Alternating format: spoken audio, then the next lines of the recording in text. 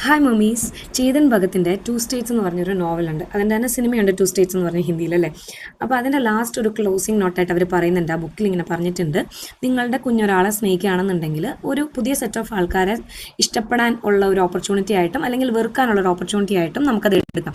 അത് ഇഷ്ടപ്പെടാനുള്ള ഓപ്പർച്യൂണിറ്റി ആയിട്ട് എടുത്താൽ നന്നായിരിക്കും എന്നുള്ള രീതിയിൽ.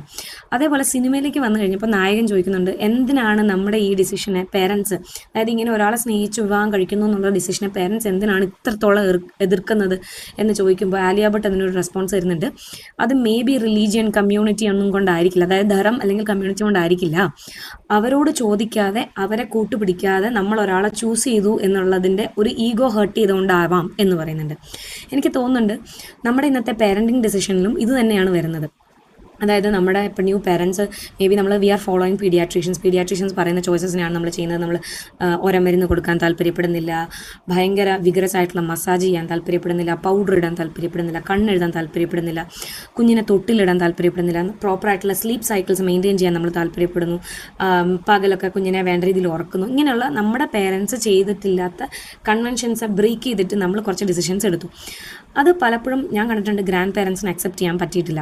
അപ്പം മേ ബി അവരുടെ തോട്ട് ഇതായിരിക്കാം, ഞങ്ങളും കുഞ്ഞുങ്ങളെ വളർത്തിയതാണല്ലോ, ഞങ്ങൾ ഈ ഡിസിഷൻസ് ഒക്കെ എടുത്തിട്ടാണല്ലോ നിങ്ങളെ വളർത്തിയത്, നിങ്ങളെ വളർത്തി വലുതാക്കിയ ഞങ്ങളെക്കായാലും നിങ്ങൾ ഇന്നലെ പോയി കണ്ട പീഡിയാട്രീഷ്യനെ അല്ലെങ്കിൽ ഒരു ബുക്കിനെ അല്ലെങ്കിൽ കുറച്ച് സ്റ്റഡി പേപ്പറിനെ അല്ലെങ്കിൽ അമേരിക്കൻ അക്കാഡമി ഓഫ് പീഡിയാട്രിക്സിനെ അല്ലെങ്കിൽ CDCനെ ഒക്കെ നിങ്ങൾ വിശ്വസിക്കുന്നല്ലോ. ഞങ്ങളെ വിശ്വസിക്കാതെയാണല്ലോ നിങ്ങളത് വിശ്വസിക്കുന്നത് എന്നുള്ളൊരു ഈഗോ കൊണ്ടായിരിക്കാം അവർ നമ്മളെ സപ്പോർട്ട് ചെയ്യാത്തത് എന്ന് പലപ്പോഴും എനിക്ക് ഫീൽ ചെയ്തിട്ടുണ്ട്. അപ്പം എൻ്റെ CEO ഒരു പ്രാവശ്യം, അതായത് ഞങ്ങളുടെ കമ്പനിയുടെ CEO ഒരു പ്രാവശ്യം ഒരു ഓൾ ഹാൻഡ്സിൽ പറഞ്ഞൊരു ഡയലോഗാണ്, change is the only constant.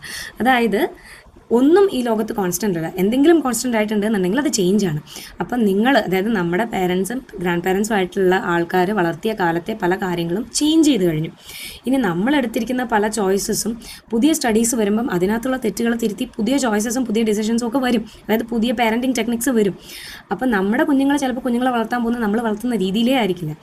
May be നമ്മളെല്ലാവരും ഇതൊന്നും ഉൾക്കൊണ്ടല്ല, അതായത് change is the only constant എന്നുള്ളത് ഉൾക്കൊണ്ടിട്ട് ഒരു ഈഗോ ലെവലിൽ നിന്നും ചിന്തിക്കാതെ ഈ ചേഞ്ചിനെ അഡാപ്റ്റ് ചെയ്ത് ചിന്തിച്ചാൽ ഭയങ്കര നല്ലൊരു പാരൻറ്റിങ് അറ്റ്മോസ്ഫിയർ നമുക്ക് ക്രിയേറ്റ് ചെയ്യാൻ പറ്റും എന്ന് എനിക്ക് പേഴ്സണലി തോന്നുന്നു.